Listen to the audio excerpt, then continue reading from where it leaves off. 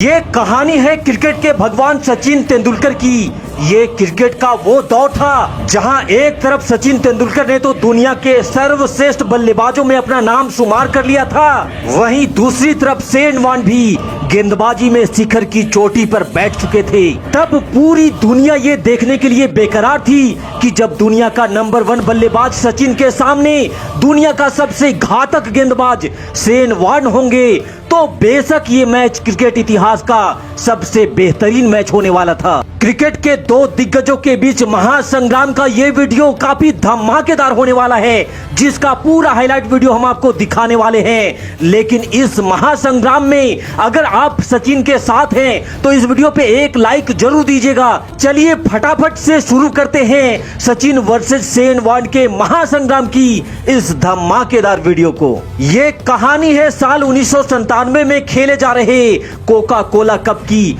जहां भारतीय टीम ने शानदार प्रदर्शन करते हुए कोका कोला कप के फाइनल में तो अपना जगह पक्का कर लिया था। लेकिन अब फाइनल में भारतीय टीम के सामने थी उस दौर की बेहद मजबूत और आक्रामक ऑस्ट्रेलिया की टीम। और तब वर्ल्ड क्रिकेट में ऑस्ट्रेलिया का ऐसा दबदबा हुआ करता था कि दुनिया की बड़ी से बड़ी टीमें ऑस्ट्रेलिया के खिलाफ मैच खेलने से पहले ही अपनी हार को तय मान लिया करती थी, क्योंकि तब ऑस्ट्रेलिया की टीम में ना सिर्फ मजबूत पावर हाउस वाली बैटिंग लाइनअप थी, बल्कि तब ऑस्ट्रेलिया के टीम में शेन वॉर्न जैसे दुनिया के सबसे घातक गेंदबाज थे, जो अपने दम पर किसी भी मैच की पासा पलटने में महारत हासिल किए हुए थे। वहीं दूसरी तरफ भारतीय टीम में भी सचिन नाम का एक ऐसा बल्लेबाज था जो शेन वॉर्न की गेंदबाजी को कड़ी चुनौती देने के लिए तैयार थे। यही कारण था कि पूरी दुनिया की निगाहें सचिन और शेन वॉर्न के इस मुकाबले को देखने के लिए बेकरार थी। और फिर इंतजार की घड़ी समाप्त होती है और दोनों टीम के कप्तान टॉस के लिए बीच मैदान पर आते हैं, जहां टॉस में सिक्का टीम इंडिया के पक्ष में गिरता है और भारतीय कप्तान अजहरुद्दीन ने टॉस जीतकर पहले गेंदबाजी करने का फैसला किया। जहां पहले बल्लेबाजी करते हुए टीम ऑस्ट्रेलिया ने निर्धारित 50 ओवर में 273 रनों का टारगेट टीम इंडिया के सामने रख दिया था।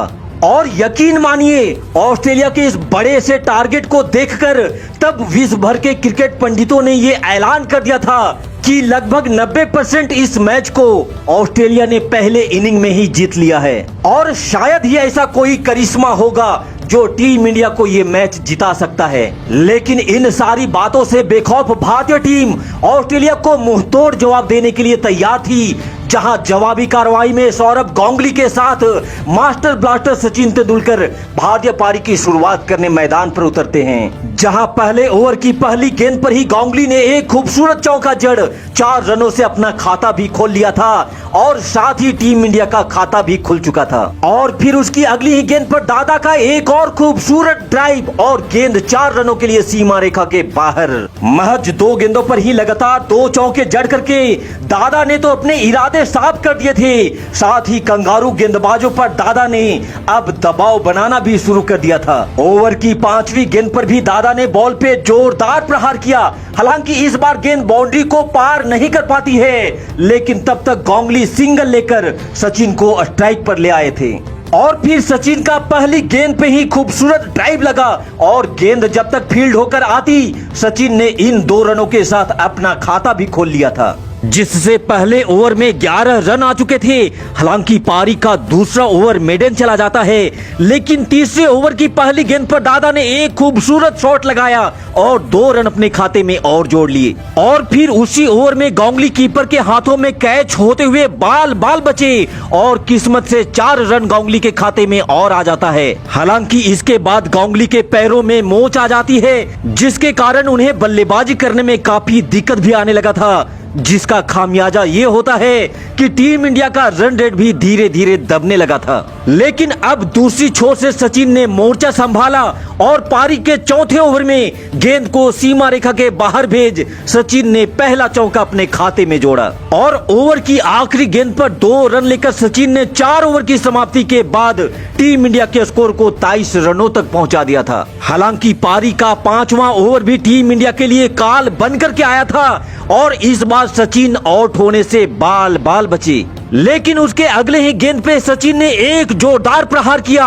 और इस बार दूसरे छोर पर खड़े गांगुली इंजर्ड होते होते बचे और गोली की रफ्तार से गेंद सीमा रेखा के बाहर जा पहुंची। अभी तक टीम इंडिया के साथ जो कुछ भी घटा था उससे इतना तो साफ हो चुका था कि मुसीबत टीम इंडिया के पीछे पड़ी थी और फिर वही हुआ जिसका डर था। गांगुली मिड ऑन फील्डर के ऊपर से गेंद को पार कराना चाहते थे पर सफल नहीं हो पाए और महज 23 रनों की पारी खेल गांगुली पवेलियन वापस लौट जाते हैं। और अब सचिन का साथ देने विकेट कीपर बल्लेबाज नयन मुंगिया मैदान पर आते हैं। पारी का 10वां ओवर शुरू हो चुका था जहां सचिन ने गेंद को हवा में उठाकर मारा और गेंद लहराते हुए 4 रनों के लिए सीमा रेखा के बाहर जा पहुंची। अब तक 10 ओवर का खेल समाप्त हो चुका था और टीम इंडिया ने गांगुली का एक बड़ा विकेट खोने के बाद 44 रन बना लिए थे। फिर यहां से सचिन ने मुंगिया के साथ मिलकर थोड़ा संभलते हुए भारतीय पारी को आगे बढ़ाना स्टार्ट किया। हालांकि इस बीच सचिन को जब भी कोई खराब गेंद मिली सचिन ने उसका भरपूर फायदा उठाते हुए गेंद को बाउंड्री के बाहर भेजने में कोई कोताही नहीं बरती। साथ ही नयन मुंगिया भी सिंगल डबल के साथ स्ट्राइक रोटेट कर सचिन का साथ निभा रहे थे और सचिन का मास्टर क्लास शॉट कंगारू गेंदबाजों के धागे खोले जा रहा था। सचिन से मार खाने के बाद बेचारे कंगारू दया भाव की दृष्टि से बॉल को बाउंड्री के बाहर जाते हुए निहारे जा रहे थे और फिर इस सिंगल के साथ सचिन ने अपना हाफ सेंचुरी भी कंप्लीट कर लिया था और अर्धशतक पूरा करने के बाद सचिन ने अगली ही गेंद को लेग साइड पे खेल 4 रनों के साथ 20वें ओवर की समाप्ति करी और 20 ओवर की समाप्ति के बाद टीम इंडिया ने एक विकेट खोकर 105 रन भी बना लिए थे।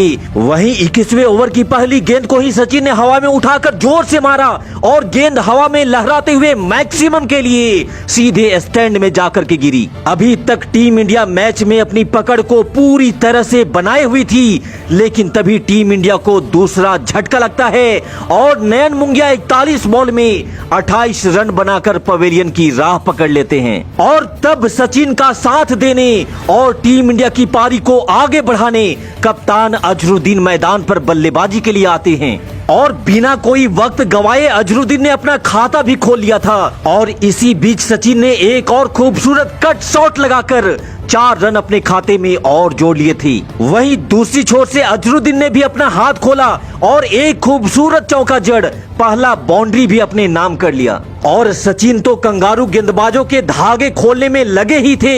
सचिन की ताबड़तोड़ बल्लेबाजी को देख कंगारू गेंदबाज निराश और हताश थे क्योंकि कंगारू इस बात को बखूबी जानते थे कि जब तक क्रिकेट का ये भगवान मैदान पर बल्लेबाजी करते रहेगा ऑस्ट्रेलिया को जीत सपने में भी कभी नसीब नहीं होने देगा। दूसरी छोर से कप्तान अजहरुद्दीन भी बैक टू बैक बाउंड्री में डील किए जा रहे थे और सचिन का कंधा से कंधा मिलाकर के साथ दे रहे थे और यहाँ तक कि सचिन ने अब दुनिया के सबसे घातक गेंदबाज शेन वॉर्न को भी नहीं छोड़ा था और बैक टू बैक बाउंड्री से टीम इंडिया मजबूती के साथ आगे विजय के पथ पर बढ़े जा रही थी। और फिर इस खूबसूरत शॉट के साथ वो वक्त भी आ जाता है जिसका लोग बेसब्री से इंतजार कर रहे थे। सचिन का शतक पूरा हो चुका था और सचिन का ये शतक दुनिया के उन क्रिकेट पंडितों के लिए एक करारा तमाचा था जो पहली इनिंग के बाद ऑस्ट्रेलिया के जीतने के चांस को 90% तक बता रहे थे। सचिन का शतक तो पूरा हो चुका था लेकिन उनका काम अभी अधूरा था और बाकी था अभी टीम इंडिया को जीत दिलाना। और फिर सचिन ने शेन वॉर्न को आड़े हाथों में लेकर प्रहार करना शुरू किया और बैक टू बैक 2 गेंदों में 2 चौके जड़ डाले और फिर तो शेन वॉर्न के पीछे सचिन ऐसे भागे